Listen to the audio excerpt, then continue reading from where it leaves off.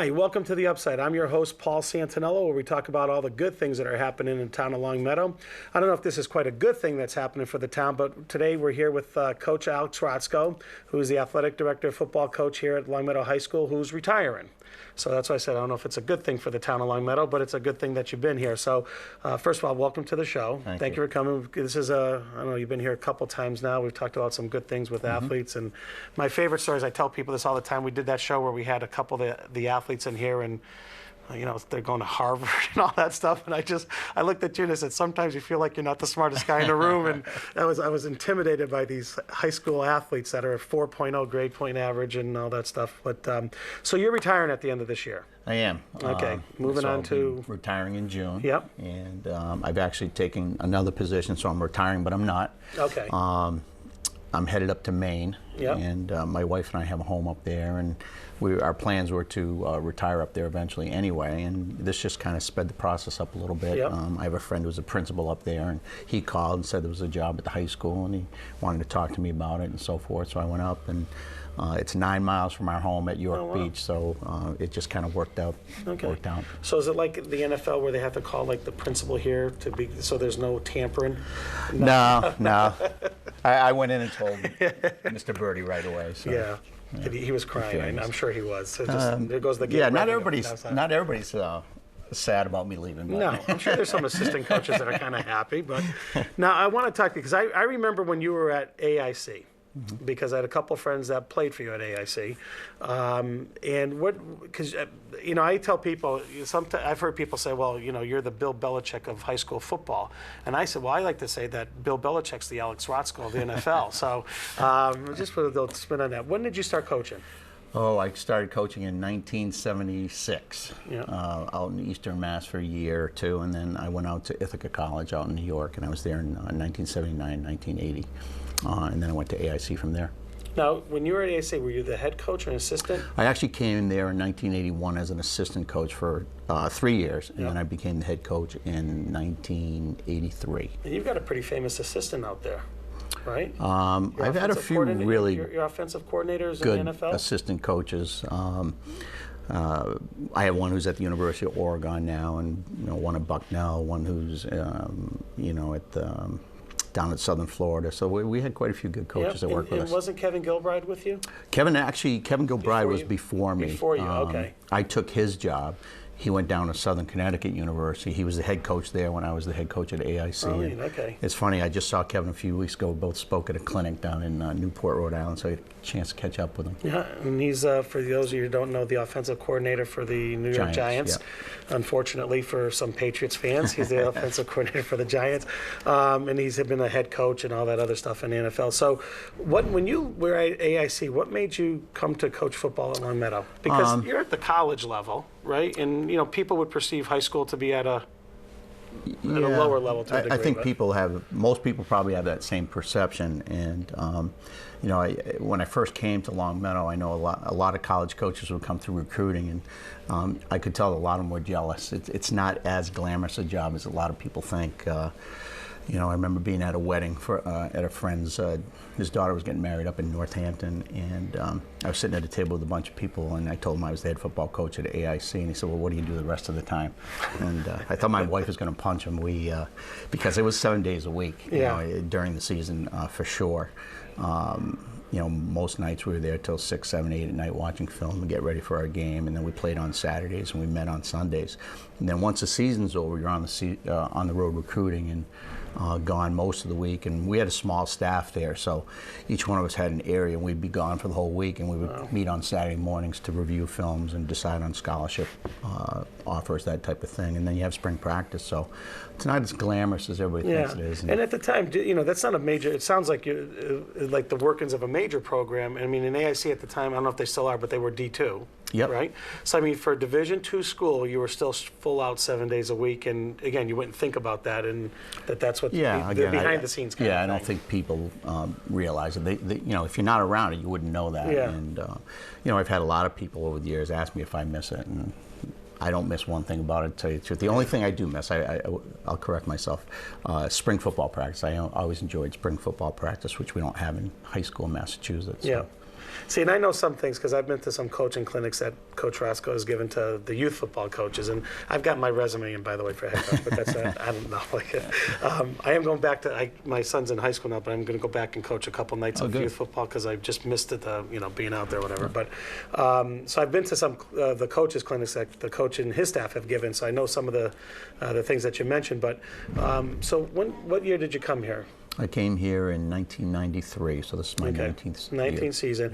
19 years, and correct me if I'm wrong, but the stat I heard, you have 15 division titles?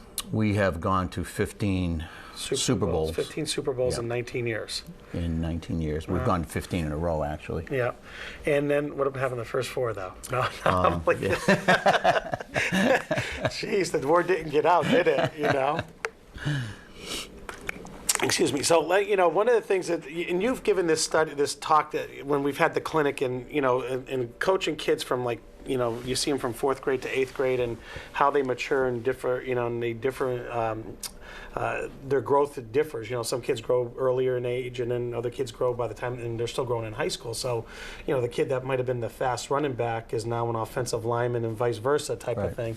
And so you've had, and one of the things I was truly impressed with, and maybe I heard this wrong, but I'm almost positive that your first year here, someone came in with a book and said, "Here's all the dope about all the kids coming through the system," and I don't know if this was after the person left, but you took that book and kind of tossed it away, and you look at your kids and of how they come to practice. Yeah, actually, I did, and it is true, and I made the mistake of telling that story to the youth program in town. Actually, we had a meeting. Mike Deary had a meeting with all the youth coaches, not just football, but all the sports, and asked myself and a few others to talk. And I told that story, and wasn't very popular with the coach who gave me the thing. But he was still there. Oh yeah.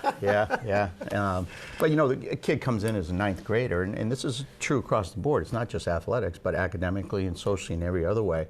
When a kid comes to Long Meadow High School, it's a new opportunity for the kid. It's a new start. We've had kids who, we've heard from teachers at the junior high or elementary school, they were holy terrors down there. And they come up here and, they mature or whatever, or they realize it's a fresh start for them. And they turn out to be some of the best kids we've ever had. And vice versa. We've had kids who were successful at lower levels who come here and maybe don't adjust as well. So, I don't think you want to judge a kid when he's 11 years old. And come in with a book and say, here they are. And I mean, I've seen kids that are even, at the freshman level, the kids that I helped coach, and, you see a change in them, and, the kid that was the little kid all of a sudden put 6 inches on him, and, just saying, hey, that's not a little kid anymore. And my son, who is one of them, was an offensive lineman because of weight, is never probably going to ever see the offensive line again because he can't put it on that right now. And maybe as he matures a little bit. But so one of the things that I was truly impressed with is that when you were talking about it, one of the coaches' clinics, about that when your kids come out for a team, you have a depth chart that every day that depth chart can change day to day. And it's a philosophy that, as I told you off camera, my daughter's coaching at Suffield lacrosse, and I said, you might want to have a conversation with you to talk about that, because I just think that it's, I want you to explain it to people what you do with that program, and how the kids perceive that and so forth. But you have you have a starting team at the beginning of the year, but that doesn't mean necessarily they're going to be the starting team at the end of the year. We do, and I mean, you have to start somewhere. Just for practice organization, football's, you're dealing with 100 kids, so we need to start somewhere. Basically, for us, it's usually those kids who have spent the most time in the off season working in the weight room and getting ready, and some of it obviously is based on the previous year's performance. But that first day, we'll put up a depth chart. That depth chart is different the second day, and it's drastically different. There'll be a lot of kids, and we'll move kids up and down for lots of different reasons. One, they're competing for positions. And our philosophy going into the season has always been, we don't care what you did last year. You prove to us that you're the best player at your position this year. So again, it's a fresh start every season for those guys. And like you said, you'll have kids who all of a sudden grow 3 inches, or kids who it just clicks with them and they decide that they want to work at it, and they get in the weight room and put on 20, 25 pounds of muscle, and you know, so you'll have some kids that maybe didn't figure into your plans. And in fact, that every year we always have a discussion, myself and Nick St. George, well, who's it going to be this year? Who's the kid that's going to just surprise us and shock us? You know, some kid that we're not expecting to play, and all of a sudden just turn out to be an outstanding player for us. But you know, that depth chart, you know, it changes every day, and you know, a part of it is, you know, psychological, probably just trying to keep the kids guessing. Yeah. You know, and pushing. And the other thing is, this year's a perfect example. Jake Lazarus gets hurt in our preseason scrimmage, so he's out for the first 5 games, gets hurt again, and misses basically most of the season this year, at least at quarterback. You have to have other kids ready. Yeah. And you know, during those practices, especially early in the year, we had other quarterbacks working in, and he was working with the second or third team at times, and we do that with all of our positions, so the kids kind of get used to them and know that they're ready if you need them. Yeah, and you run your practices like a machine, and that was the other thing that I was very impressed with, because you know, and it actually what happened is that our head coach at the youth level ended up taking some of those same things, and you know, had this is what you know, we'd bring out a big clipboard or you know, thumbtacked in, here's what the drills are and here's what you do.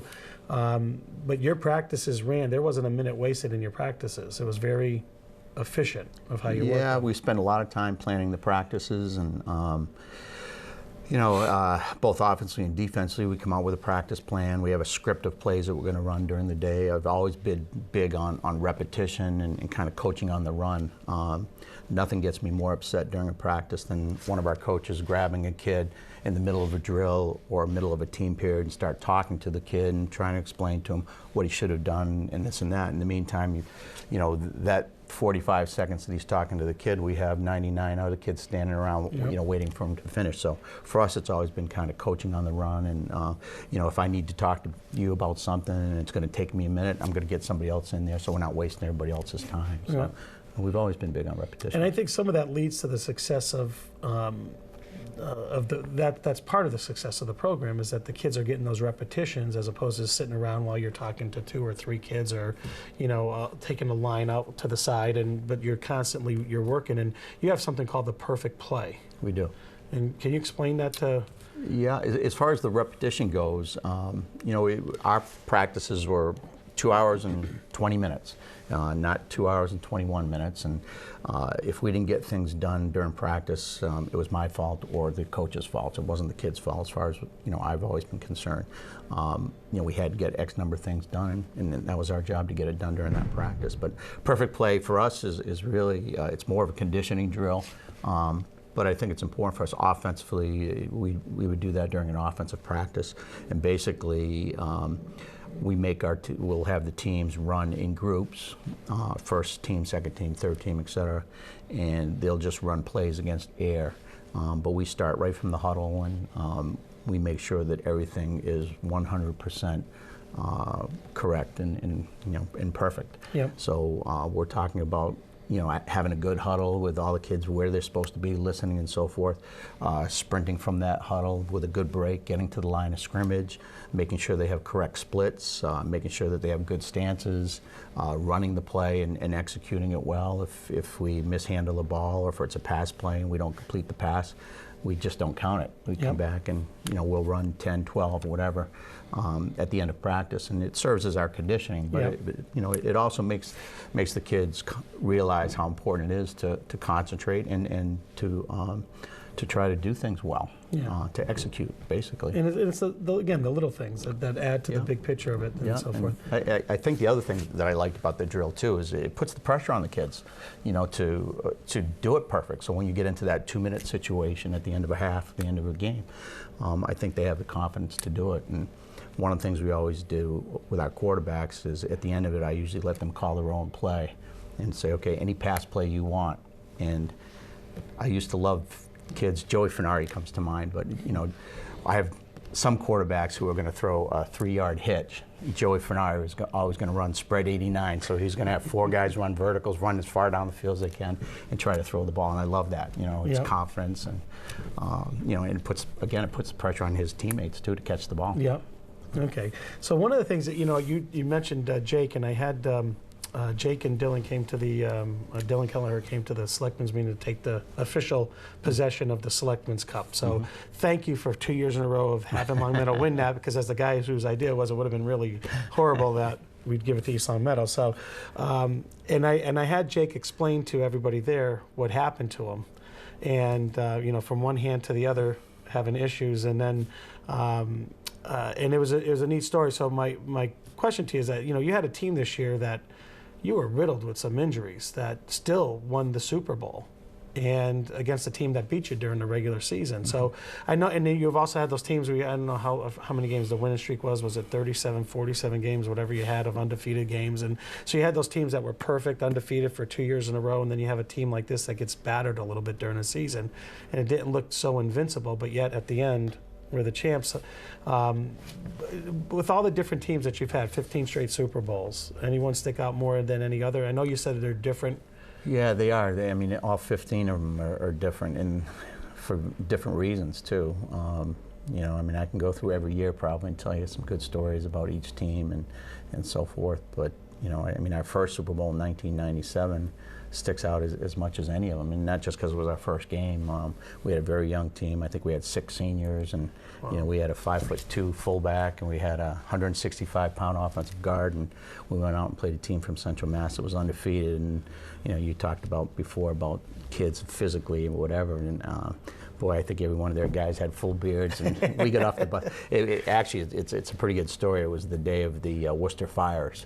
And we had to maneuver our way through the city to get to the game, and the game was at WPI, and so we were late getting there. It's probably the best thing that could happen. We didn't have time to look around and take a good look at these guys, and we beat a team that honestly, if we played them 100 times, we probably would have lost 99. So that one sticks out as much as any. And this year you got to play Gillette.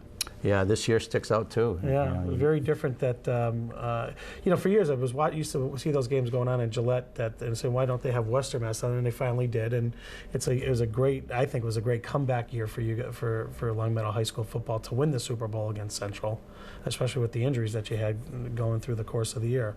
So my question to you is that in 19 years of coaching, who still lives in town that was like your worst football player? I'm only teasing. Just so I could bust their chops and show them the tape over and over and over again. But you had that. I mean, you know, when I was growing up, and I lived in Springfield, and you know, the big schools at that time were Cathedral. They were the super programs of Cathedral, Westfield, Classical to a degree, but it was, you know, usually Cathedral had the team, and you know, things have changed over the course of time where those were the city teams, and they didn't play suburban teams, and but now it's the roles have been reversed, where you know, you see more of the suburban teams kind of taking it. There's always Holyoke's always in the mix, and that type of thing. But you've seen a lot of changes over that time of the teams that have become successful. And yeah, I think you're right. I think it has changed. You know, when I was a kid, growing up in Eastern Mass, you know, all the top basketball, football programs were inner city schools, same as out here. So it was the Boston schools, the Worcester schools, and so forth. I think with some of the financial problems that we've had and economic problems over the years, you know, I think that kind of swung a little bit. Now I wouldn't be surprised if you start to see it swing back a little bit the other way, because we're starting to feel it out in the suburbs. You know, money's so difficult now, and you know, for our kids, that, you know, they can get to football camps. You know, they can afford to go to football camps. They can, you know, they don't have to get jobs after school to support their families and so forth. So you know, you have those advantages sometimes, but you're starting to see that change a little bit, I think. Yeah, and you see in other communities, you know, pick up and learning from successful programs of maybe how to operate. So Long Meadow used to be that superpower in lacrosse, and all of a sudden you see other communities like Wilbraham and West Springfield now, and you know, they're getting those kids coming up through the system as well that maybe you didn't have 15, 20 years ago. And I think youth football is, you know, obviously the feeder system, and you know, everything, things go in waves as well there too. So now you became AD 4 years ago, 3 years ago? This is my fourth year. Fourth year. How do you like that? It's different, you know. It's an administrative job. Yeah. You know, I'm a Unit A, which means technically I'm still a teacher, but I don't teach any classes, and I miss it. You know, I've gone in 4 years from knowing every single student in the school, because I was a phys ed and health teacher before, to knowing the football players, obviously, and a few select athletes and kids that I've met. But there's a lot of kids walking the halls. I don't know their names, and they don't know my name probably either. So that part I miss a lot. So I'm looking forward to getting back into the classroom. So, you'll be going back and you'll be teaching again too, I will as well be. as coaching. Oh, excellent. Okay. Yeah. And you went into this on your own volition, though, just to make the public aware that you became AD on your own. Yeah, nobody twisted my arm. No one pushed you through the door. Okay, just making sure people understand that. So, how was it coaching? How was it when you're coaching? And I just can't imagine teaching high school gym. And I mean, and plus you know the kids from football, but I mean, how it must have been one of the most enjoyable things to do, because I can't just having kids that have gone through the system and knowing how goofy they were and the things that when they're never picked up a lacrosse stick and all of a sudden you got lacrosse in gym or doing things like that they enjoyed it. Yeah. And I just got to imagine knowing some of their quirky personalities and it's the wise fun. guys that they are. It's a lot of fun. I taught mostly ninth grade. Most of my 15 years that I taught, I was doing ninth graders, but I also taught a few junior and senior classes. And you're right, it's just fun. My wife tells me all the time. She reminds me all the time about, I'm one of the few people who loves their job. Who goes to work every day. And I mean, I know people who, they get sick Sunday night thinking about having to go to work on Monday. I've been here. It's my 19th year, and we're allowed 2 personal days every year, and I bet you I haven't taken 4 or 5 in 19 years. Wow. It's just I enjoy getting up in the morning, coming to school, and So what's the future of Long Meadow football now that you have a great infrastructure? Absolutely. I think you do. That's my opinion. I mean, knowing your coaches and they're when they've done the clinics for us and stuff. I think you guys. What impressed me was that going to one of those clinics that you gave for the youth coaches. That again, like someone said to you at a wedding, "What do you do the rest of your day?" Well, it's high school football. What do you? I mean, it's you've done it for so long. It's got to be automatic. But the impression that I got from it was that you take it every year as serious as if it was the first year that you did it. That's what I got out of it, is that your prep time, when you guys met, to talk about the upcoming season, what you're going to do and how you're going to do it, as you explained it, was I never would have, because you don't think about it. You're up in the stands watching a game or something, and I know what we do at youth football, and I've never been the head coach of that, which is okay, because those guys are insane, which is good, because I got to enjoy going there and coaching, so, but I was very impressed with the structure that the whole coaching staff had about how you approached the season. So the work that you guys put in before the season began, before any I think a lot of the coaches that we work against probably would be upset if I said this to them, but we only meet as a staff one day, and that's the Sunday before football practice starts. A lot of the high school programs will meet once a week throughout the year, whatever. But that's because we've been together for so long, number one. And number two, that doesn't mean that we're not working football year round. For us, it starts the day after the Monday after the Super Bowl. I try to enjoy that Sunday. And then Monday, we're down in the weight room and we have kids coming down to work out and get ready for next year. In the off season, you watch films, you try to evaluate what you did that year, what can you do better, what worked for you, what didn't work for you. We're attending clinics. I spoke at 3 clinics this past spring, but the great thing about going to speak at those clinics is that I'm also up there for a couple of days and I'm listening to all the other speakers and trying to pick up ideas. There's always new things to learn and things that you can incorporate into your program, and our assistant coaches are doing the same thing. They're on the webinars or whatever, trying to look at some different things to do, and we put a lot of time in. Yeah. You can tell, because I guess the successful program is defined by how easy it looks to people like me that are watching. It looks easy because you've got these great teams and everything, and I guess that's an attribute that or an acknowledgement of the work that you put in, because it looks too easy. One of the things I want to talk to you about and tell people about is the Selectmen's Cup, and I came up with this idea. I talked to Jimmy Driscoll, who's a selectman in East Long Meadow, and we said, well, let's do a trophy. And we were joking around about, how these politicians will bet like during the World Series game or something. And we said, yeah, we should give a trophy. And I said, well, if we're going to do that, I want to see a food drive with it. And when I met with you and Coach Raymond, Scott Raymond from East Long Meadow, I was so shocked that you guys were best pals and stuff. And I'm thinking, here's two heated rivalries, and these guys are talking like they're, oh, what you do Sunday night or something like that. And but when I said, here's what my idea was, and you and Scott were so quick to jump in and say, hey, why don't we get our players involved, and let's have them do this, and let's have them do that.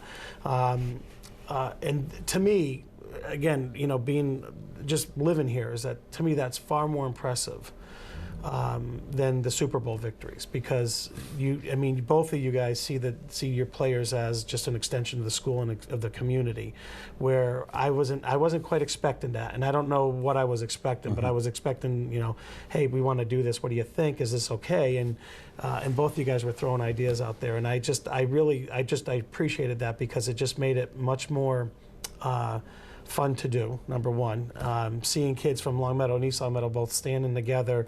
My favorite thing was the first captain's breakfast we had, where I don't know if the guys actually talked to each other, but they were at the same table. But but that's a high school thing, I think, more than anything else. And but I just thought it was. I thought the reaction that you and Scott had and your support of that was very commendable, because I just, I know some people might have said, hey, look, this is going to interfere with my game plan, and it's the weekend before Thanksgiving, I got a lot of stuff going on, and but it's made a difference. We've collected a lot of food, and I think the trophies added a little something to the game. I know for the parents it does. I don't know for the players, but when we gave it to them, they seemed to really enjoy it. Like they know what it's about, but they don't know what's going on. But I thought that was very good, and I think that's a philosophy that you have here at the school, and I know that as the AD that it's just hopefully flowing over into the other sports as well. Yeah, I think it absolutely does. Our rivalry with East Long Meadow is what high school athletics should be all about. Yep. On the football field, I'm not so sure that the trophy, they're playing for the trophy, I'm not sure they even think about it. No. It's a nice symbol for us, and like you said, for the fans and everybody else, but the kids are playing to win. Yep. But that doesn't mean that once the game's over, that they don't have respect for those guys and so forth. I can't tell you how many people over the last couple of weeks I've bumped into. As a matter of fact, this morning I bumped into one of the players from East Long Meadow, and he was wishing me luck and so forth. And I can't tell you how many of them said they're not going to miss me either. But I'm sure someone popped the cork in East Long Meadow when you announced that. A couple of them. But it's what high school sports should be, and I think you do see it across the board. And some of our best rivalries. In all of our sports, I think that our kids have that mutual respect for each other. Yeah, and I can see it just by talking to some of the coaches over in East Long Meadow, and one of their players, one of their announcers for their games had a son this year who was a captain who was out with a concussion, and then his son, who's a sophomore, was playing in the game, and they were talking about it, and they said, the rivalry to be explained is, here's the sophomore saying to his dad, if we beat, because they didn't have a great season last year in East Long Meadow, and saying, as long as we beat Long Meadow, make the season all worth it. And I thought that just wrapped everything up in a nutshell between the rivalries. That it is, and that's kind of what the idea of the trophy was, is that for some kids, this is the biggest game of their life, and Super Bowl's big, but this is the last home game, depending on where you're playing and stuff. And but I want to thank you because your help in that has helped launch it, and at least and create the food drive, which is far more important than the little trophy, as I tell everybody. Right. But and the good news is we get to keep it in Long Meadow for a couple of years, because it rotates wherever it goes. But we're going to wrap up here. But I wanted to thank Alex again, and Coach. First of all, I want to thank you as a selectman from the town of Long Meadow for your service to the town. And I think I haven't run into anybody that has had anything negative to say about you or the football program, which means that over the course of 19 years, you had to piss somebody off at some point in time. But I haven't found them yet. So I just think that's it's an attribute. I think the program reflects the kids, it reflects you, it reflects the school and the community, and I want to thank you for your service. I also want to wish you good luck in Maine, and hopefully we'll be reading about Super Bowl titles up there as well. Thanks, Paul. I appreciate it. Thank you very much. Folks, thank you for watching The Upside, and we'll catch you in the next show. Thank you.